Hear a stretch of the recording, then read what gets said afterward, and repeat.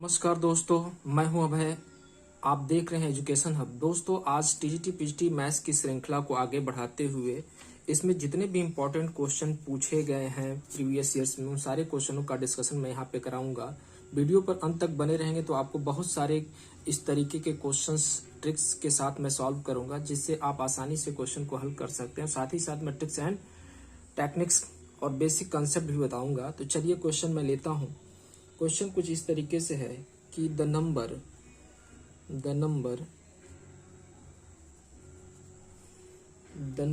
Of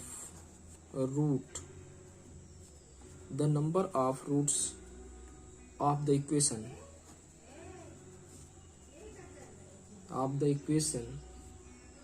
दिया हुआ है। इक्वेशन क्या दिया हुआ है? X minus 2 upon X minus 1 equal to 1 minus 2 upon X minus 1 is. और आपसे क्वेश्चन पूछ रहा है कि भाई इसका जो है कितने रूट्स होंगे, ये आपको फाइंड आउट करना है। तो इसके लिए आपको पहला ऑप्शन में दिखा दूं। ऑप्शन ए है 1 रूट होगा, दूसरा ऑप्शन है 2 रूट होगा, और तीसरा ऑप्शन है 0 रूट्स, और चौथा ऑप्शन है इनफाइनाइट। चलिए कैसे सॉल्व करेंगे ये क्वेश्चन। पीजीटी 2010 में पूछा गया क्वेश्चन है। पीजीटी 2010 में पूछा गया क्वेश्चन है। चलिए इसको सॉल्व करते हैं, देखते हैं कैसे इसको आंसर के करीब पहुंचते हैं। तो आप जो दिया हुआ है वो क्वेश्चन को आप देख ही रहे हैं। मैं यहाँ पे सोल्यूशन लिख रहा हूँ। X minus 2 upon X minus 1 equal to 1 minus 2 upon X minus 1। अगर हम दोनों साइड में अगर एक्स माइनस 1 से गुणा कर दें, ताकि हमें एक क्वाड्रेटिक इक्वेशन बनाने के लिए हमें ये सब करना पड़ेगा, तो हम क्या करेंगे? चलिए गुणा करते हैं। इसको एक ब्रैकेट में कर लेते हैं, इसको एक ब्रैकेट में करते हैं, और यहाँ पे मैंने x माइनस 1 से मल्टीप्लाई किया, और यहाँ इधर भी x माइनस 1 से मल्टीप्लाई किया। इतनी बात समझ में आ गई होगी। जैसे ये मल्टीप्लाई करिए, यह जो x माइनस 1 है इस टर्म से मल्टीप्लाई होगा, इस टर्म से मल्टीप्लाई होगा, और यह जो है x माइनस 1 इस साइड का है, इस टर्म से मल्टीप्लाई होगा, और फिर ये इस टर्म से मल्टीप्लाई होगा। चलिए इसको इसके साथ मल्टीप्लाई करते हैं, तो ये हो जाएगा x माइनस 1। जब इसके साथ ये मल्टीप्लाई होगा तो 2 माइनस 2 और x माइनस 1 अपान x माइनस 1। और यहाँ पे आप देखेंगे ये x माइनस 1 जब पहले 1 के साथ मल्टीप्लाई होगा तो x माइनस 1 ही होगा, और माइनस 2 इसके 2 के साथ मल्टीप्लाई होगा तो x माइनस 1 अपान x माइनस 1 ये हो जाएगा। तो यहाँ पे आप देख रहे हैं कि ये x माइनस 1 ऊपर है, x माइनस 1 नीचे कैंसिल हो जाएगा, इधर भी इस तरीके से कैंसिल होगा। तो यहाँ पे बचेगा क्या? x माइनस 1 माइनस 2 और x माइनस 1 और माइनस 2। अब आप इसको थोड़ा और सिंप्लीफाई करते हैं तो ये कुछ इस तरीके से हो जाएगा। X square minus x minus 2 x, ठीक है। अब इसको इसका साथ मल्टीप्लाई करना चाहते हैं तो आप कर लीजिए, या आप ऐसे लिखिए, मल्टीप्लाई करने की जरूरत तो पड़ेगी नहीं यहाँ पे। तो x माइनस 1 माइनस 2। अब आप देखिए इधर इसको लेकर आइए, x को एक साइड में लेकर आइए, तो ये हो जाएगा x स्क्वायर, ये x इधर आएगा तो माइनस में कन्वर्ट हो जाएगा, और ये minus 2x, x square minus 2x, और माइनस 2 इधर, माइनस 2 इधर, ये तो कैंसिल हो जाएगा, और प्लस 1 इक्वल टू 0। ये क्वाड्रेटिक इक्वेशन आ गया। और जैसे क्वाड्रेटिक इक्वेशन आ गया तो आप इसको सॉल्व कर सकते हैं। तो कैसे सॉल्व होगा देखिए। यहाँ अगर हम बात करें तो यहाँ पे क्या हो सकता है, इसको परफेक्ट स्क्वायर बनाएंगे तो ये हो जाएगा x माइनस 1 का होल स्क्वायर इक्वल टू 0, ठीक है, डायरेक्ट, ठीक है। तो जब ये हो गया तो आप इसको सॉल्व करेंगे तो इसके जो मान आएंगे, इसके 2 मान आएंगे, चूंकि पावर 2 है तो इसके 2 मान आएंगे, x equal to 1, x equal to 1, ठीक है। तो क्या ये x इक्वल टू 1, चूंकि दो सेम रूट्स आए हैं दो, क्या ये सेम वाले पहले वाले इक्वेशन को सेटिस्फाइड करेगा? तो अगर हम पहले वाला इक्वेशन जो दिया हुआ है ऊपर x माइनस 2 अपान x माइनस 1, यहाँ पे अगर 1 पुट करेंगे जहाँ जहाँ x है तो क्या इसको सेटिस्फाइड करेगा? तो आप देखेंगे यहाँ पे डिनोमिनेटर में अगर 1 पुट कर देंगे तो ये वैल्यू 0 हो जाएगी और पूरी टोटल वैल्यू इनफाइनाइट की तरफ टेंड कर जाएगी, क्योंकि नंबर अपॉन 0 होता है इनफाइनाइट इधर भी। तो इस तरीके से कोई सोल्यूशन यहाँ मिलेगा नहीं, तो इसलिए आप यहाँ पे बोलेंगे जीरो सोल्यूशन। इसका आंसर क्या होगा? जीरो सोल्यूशन, क्योंकि आपसे जीरो रूट्स, क्योंकि आपसे रूट्स पूछ रहा है। इसका रूट्स क्या होगा? तो इसका रूट्स क्या होगा? Zero roots. ठीक है ना। तो यह आपका पीजीटी 2010 में पूछा गया क्वेश्चन है। तो इस तरीके से ये क्वेश्चन मैंने सॉल्व किया। काफी आप सभी को ध्यान में रख के इसको सॉल्व किया गया है ताकि आपको समझ में आए। चलिए आगे बढ़ते हैं नेक्स्ट क्वेश्चन। देखिए क्वेश्चन दूसरा क्या कह रहा है। इफ वेक्टर से रिलेटेड क्वेश्चन है। If vector u is equal to I cap, vector I cap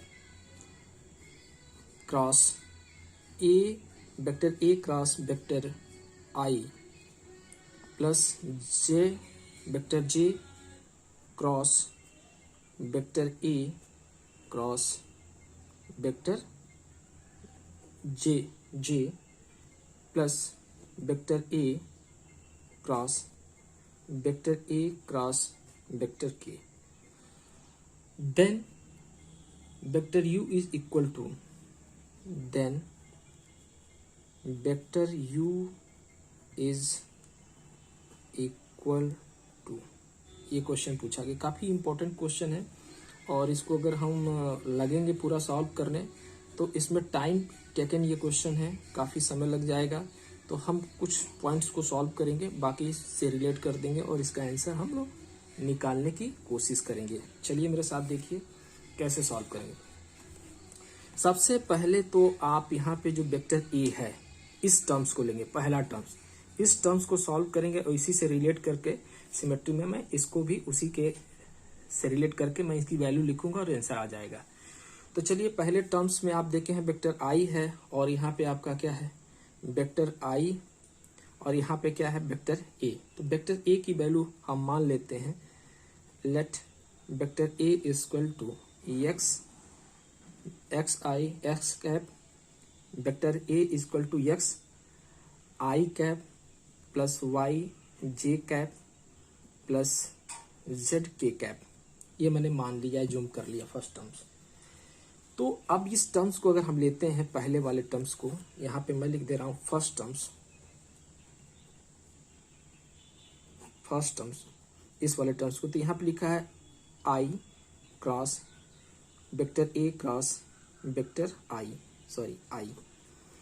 तो अब हम क्या करेंगे, जहां पे आई कैप तो ही है क्रॉस, और जहां पे आप देख रहे हैं वेक्टर ए है, चाहे तो हम यहाँ लिख सकते हैं या न लिखें, डायरेक्ट अगर हम इसको सॉल्व करें तो क्या होगा। अब देखिए इसमें करना क्या होता है कि जो आई है, आई जब मल्टीप्लाई होगा, आई को जब अंदर मल्टीप्लाई करेंगे, देखिए कैसे मल्टीप्लाई होता है समझना बहुत जरूरी है, क्योंकि 3 डॉट प्रोडक्ट की बात है, वेक्टर 3 क्रॉस प्रोडक्ट की बात है। तो आपको करना क्या होगा, जब आप यह आई कैप जब अंदर अटैक करेगा तो ए को बाहर, ये बाहर हो जाएगा, और फिर जब इसका इसके साथ जब ये ब्रैकेट के अंदर इंटर करेगा तो ये क्रॉस है तो ये डॉट में कन्वर्ट हो जाएगा। तो आई कैप डॉट आई कैप, क्योंकि आई कैप के साथ मल्टीप्लाई होगा। और फर्दर आप क्या करेंगे, माइनस, अब पुनः इस आई को कैप को बाहर कर देंगे और फिर उसके बाद ए के साथ इसका मल्टीप्लाई होगा। तो ये क्या होगा, ये कुछ इस तरीके से होगा, आई कैप डॉट वेक्टर ए, इस तरीके से। अब थोड़ा सा एक स्टेप और आगे बढ़ते हैं, समझने की कोशिश करिएगा। तो ये आप जब इसके साथ आई कैप डॉट आई कैप की वैल्यू जो होती है 1 होती है, तो यहाँ पे वैल्यू तो वेक्टर ए मिल गया, यानी यहाँ पे 1 हो जाएगा। और इसका जब इसके साथ जब हम मल्टीप्लाई करेंगे, यानी इसका वेक्टर के साथ मल्टीप्लाई होगा, तो क्या होगा जरा देखिए, यह आई कैप जब वेक्टर है, वेक्टर ए की वैल्यू क्या है, दिस। तो देखिए जब आई कैप डॉट आई कैप लेंगे तो इसकी वैल्यू x होगा, और जब आई कैप जे कैप होगा तो इसकी वैल्यू आपकी 0 हो जाएगी, आई कैप जे कैप होगा तो इसकी वैल्यू 0 हो जाएगी। तो बचेगा क्या, क्योंकि vector i dot vector i equal to इसकी वैल्यू क्या होती है 1, वेक्टर आई डॉट जे की वैल्यू 1 और vector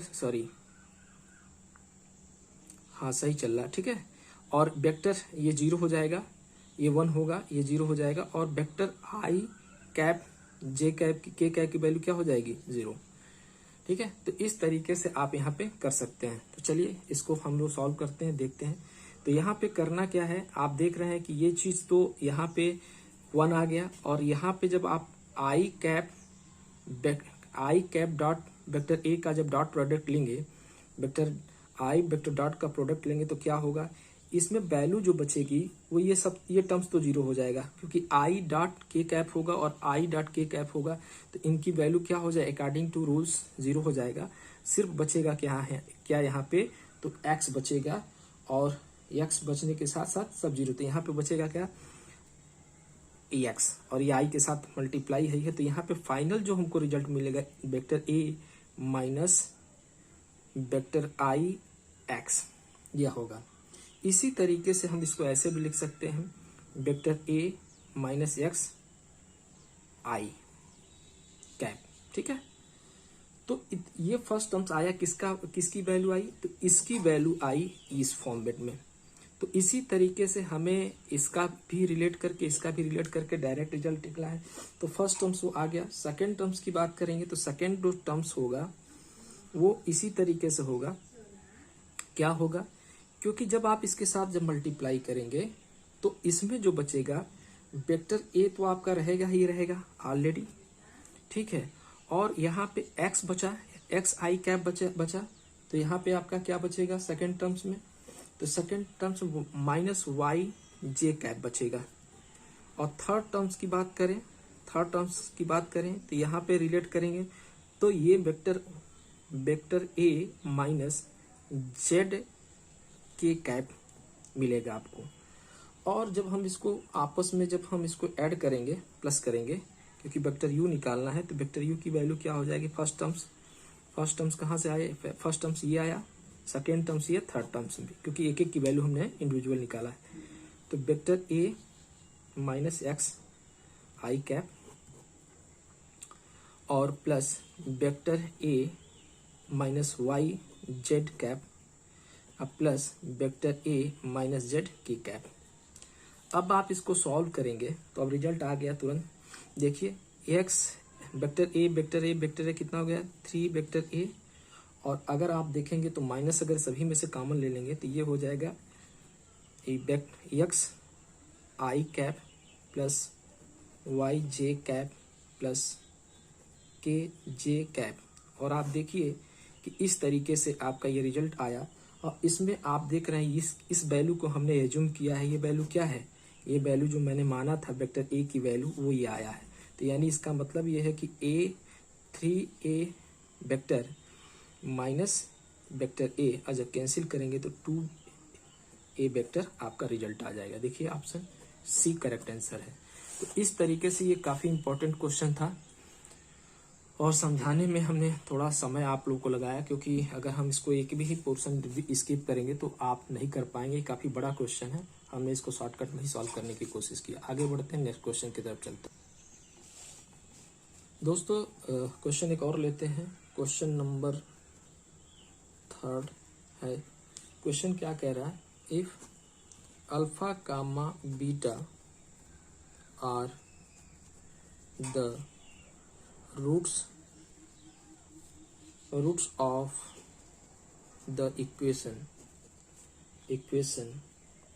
4x square plus 3x plus 7 equal to 0, then 1 by alpha plus 1 by beta is equal to, option दिया हुआ है A 7/3, option B -7/3, option C 3/7, option D -3/7। ये option दिया हुआ है और ये क्वेश्चन पूछा गया है PGT 2011 में क्वेश्चन पूछा गया है। चलिए इस क्वेश्चन को सॉल्व करते हैं। तो हम जानते हैं कि अगर कोई क्वाड्रेटिक इक्वेशन दिया हुआ है, क्या दिया, x² + 3x + 7 = 0 और इसके रूट अल्फा और बीटा हैं, तो सबसे पहले हम इसका एडिशन निकालेंगे। तो 2 रूट्स का जब एडिशन निकालेंगे तो ये होता है -b/a। -b/a, तो यह जो होता है x² का जो कोफिशिएंट होता है वो a होता है, x का जो कोफिशिएंट होता है वो क्या होता है, b होता है, और जो कांस्टेंट होता है वो c होता है। तो हमें पता है कि alpha plus beta equal to होता है -b/a। तो b की वैल्यू तो यहाँ पे 3 है, तो ये हो जाएगा -3, और a की वैल्यू 4, तो ये हो जाएगा -3/4। ठीक है। इसी तरीके से अल्फा प्लस बीटा हमने लिया और दोनों रूट्स का प्रोडक्ट जब हम लेंगे अल्फा इंटू बीटा, तो ये तो है c/a। तो c की वैल्यू क्या है 7 और a की वैल्यू क्या है 4। ये हो गया, मैंने लिख लिया, क्योंकि मुझे क्या निकालना है 1 + अल्फा/1 + बीटा। चलिए 1 + अल्फा + 1 बीटा निकालना है, तो इसको थोड़ा और सिंप्लीफाई करेंगे तो ये हो जाए अल्फा प्लस बीटा अपान अल्फा इंटू बीटा। जब दोनों को क्रॉस मल्टीप्लाई करेंगे तो कुछ रिजल्ट इस तरीके से बनेगा। अल्फा प्लस बीटा की वैल्यू 3/4 है, अल्फा इंटू बीटा की वैल्यू क्या है 7/4 है, तो इसको पलट कर लिखेंगे 4/7। इससे ये कैंसिल हो जाएगा और वैल्यू आ जाएगी 3/7। 3/7 जो आएगा -3/7, दिस विल बी आंसर, और इसका आंसर करेक्ट होगा डी। ये आंसर होगा। तो इस तरीके से आप इस क्वेश्चन को सॉल्व करते हैं। आगे बढ़ते हैं नेक्स्ट क्वेश्चन के। नेक्स्ट क्वेश्चन क्या है दोस्तों, देखिए नेक्स्ट क्वेश्चन ये है, क्वेश्चन नंबर 4। ये भी पूछा गया क्वेश्चन है। क्वेश्चन में कह रहा है if alpha comma beta are the roots of the equation ax² plus bx plus c equal to 0, then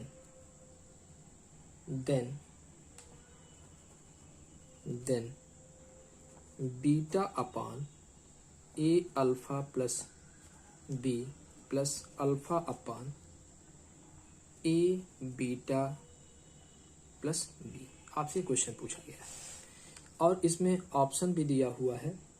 पहला ऑप्शन है 2/a, दूसरा ऑप्शन है -2/a, तीसरा ऑप्शन है a/2 और चौथा ऑप्शन है -a/2। और ये TGT में पूछा गया क्वेश्चन है 2005 में, ठीक है ना, 2005 में पूछा गया क्वेश्चन है। ठीक है, तो चलिए इस क्वेश्चन को कैसे सॉल्व करते हैं। देखिए कह रहा है कि 2 रूट्स हैं इस इक्वेशन के और वो दिया हुआ क्या अल्फा और बीटा। तो चलिए इसी को हम ग्राउंड बनाकर इसको सॉल्व करते हैं। तो अगर ये रूट हैं, यानी पहले हम इक्वेशन लिखेंगे ax² + bx + c = 0। इस क्वाड्रेटिक इक्वेशन के क्वेश्चन में जो रूट्स 2 हैं वो अल्फा और बीटा हैं। तो अगर ये अल्फा बीटा अगर इसके रूट्स हैं तो जाहिर सी बात है ये दोनों रूट्स इसको सेटिस्फाइड करेंगे। तो 1 by 1 वैल्यू हम पुट करके इसको सेटिस्फाइड कराएंगे और देखते हैं रिजल्ट क्या आता है। क्योंकि हमारा उद्देश्य यहाँ तक पहुँचना है तो इसके लिए हमें इस रास्ते को फॉलो करना होगा। तो सबसे पहले अगर हम अल्फा की वैल्यू पुट करें तो a α² + b α + c = 0। ठीक, अगर हम यहाँ से थोड़ा और मूव करेंगे, आगे बढ़ेंगे तो क्या होने वाला है। चलिए अगर हम बात करेंगे, अगर हम यहाँ से क्या बात करने वाले हैं,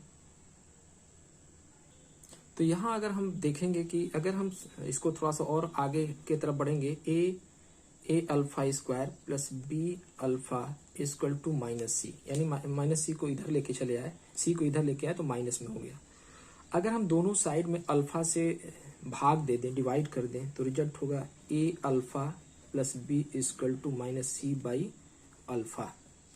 ये हो गया आपका। ठीक है, तो ये हमने इस फॉर्मेट में क्यों किया, क्योंकि यहाँ पे देखिए डिनोमिनेटर में a α + b है, तो a α + b हमने इस फॉर्मेट में इसको कन्वर्ट किया। नेक्स्ट इसी तरीके से अगर हम बात करेंगे नेक्स्ट, तो नेक्स्ट भी हम उसी तरीके से निकालेंगे। और देखिए ये तो ये हो गया, और यहाँ पे फिर हम जब बीटा की बात करेंगे, बीटा की वैल्यू रखेंगे, तो बीटा की भी सिमिलरली वैल्यू जब आप सॉल्व करेंगे तो बीटा की भी वैल्यू आपकी क्या होगी, इसी तरीके से आएगा। और इस तो सिमिलरली बीटा की भी वैल्यू इसी तरीके से मैं यहाँ पे जहाँ पे ये अल्फा बीटा हो जाएगा, इसको आप थोड़ा सा समझने की कोशिश करिएगा। तो A beta plus B equal to minus C upon beta हो जाएगा, ठीक है। तो ये आ गया। और हम जानते हैं रूट्स दोनों का product of roots of equation equal to क्या होता है, दोनों रूट्स का अगर प्रोडक्ट लेंगे तो क्या होता है, आप जानते ही हैं c बाई ए होता है, ठीक है ना। तो c बाई ए होता है, तो c और एक एक्स स्क्वायर का कोफिशिएंट दिस। अब हम इसमें वैल्यू फिट करेंगे, हमें रिजल्ट निकालना क्या है, beta upon A alpha plus B plus alpha upon A beta plus B. तो आप देखिए करना क्या है, सबसे पहले हमें क्या करना है, इसमें वैल्यू रखना है किसका, ए अल्फा प्लस बी की वैल्यू क्या है दिस। तो बीटा अपान क्या हो जाएगा, सी अपान अल्फा और प्लस, ठीक है, alpha upon A beta plus B, इसकी वैल्यू क्या है माइनस सी अपान बीटा। और जब इसको रिवर्स करेंगे तो ये हो जाएगा अल्फा बीटा अपान सी और माइनस यहाँ पे क्या हो जाएगा अल्फा बीटा अपान सी। तो आप देख रहे हैं जब आप इसमें वैल्यू रखेंगे और इसको सॉल्व करेंगे तो देखिए ये क्या हो जाएगा, 2 अल्फा बीटा अपान सी, और अल्फा बीटा की वैल्यू क्या है सी बाई ए। तो हम यहाँ पे लिखेंगे, लिखते चले जाएंगे। देखिए कभी कभी नीचे हम सॉल्व करते हैं तो ये कैमरे में नहीं आ पाता, तो इसका ध्यान रखिएगा, हम पीछे इसको सर्व वो कर देंगे। तो फिर यहाँ पे आप देखिए क्या होगा, अल्फा बीटा है, अल्फा बीटा की वैल्यू क्या है, तो अल्फा बीटा की जो वैल्यू है आप देख रहे हैं वो क्या है सी बाई ए। तो यहाँ पे लिखेंगे 2 और अल्फा बीटा की वैल्यू क्या है सी बाई ए, तो यहाँ लिखेंगे सी बाई ए। तो इससे आप ये कैंसिल हो जाएगा, तो बचेगा क्या -2 बाई ए, और ये ऑप्शन में आपका कहीं ना कहीं जरूर देगा -2 बाई ए, -2 बाई ए। तो ये आपका करेक्ट आंसर है। तो इस तरीके से आप क्वेश्चंस को देख सकते हैं। आशा करता हूँ कि वीडियो पसंद आया होगा। वीडियो अगर पसंद आए तो लाइक सब्सक्राइब शेयर कर दीजिए। क्वेश्चन काफ़ी बड़ा क्वेश्चंस ऐसे होते हैं जिनको सॉल्व करने में हम कोशिश करते हैं शॉर्टकट अपनाया जाए, और बहुत शॉर्टकट भी अपना देंगे तो शायद आप लोगों को समझ में ना, इसलिए मैं वीडियो थोड़ा सा आराम से पढ़ाता हूँ ताकि आपको पूरा समझ में आए। फिर भी अगर नहीं आता है तो कमेंट करके हमें बताइए, तो हम और इसको थोड़ा सा और समझाने की कोशिश करेंगे। और इस तरीके के बहुत सारे वीडियो पीछे वाले चैनल पे, मतलब इसके पहले हम लोग अपलोड किए हैं, उन सारे वीडियो को देखिए, सीक्वेंस में चल रहा है वीडियो, और सारे क्वेश्चंस मैं प्रीवियस ईयर के इस चैनल के माध्यम से कराता रहूँगा। तो आज के लिए बस इतना ही। अगर वीडियो अच्छा लगे तो लाइक सब्सक्राइब जरूर करिए। Thank you.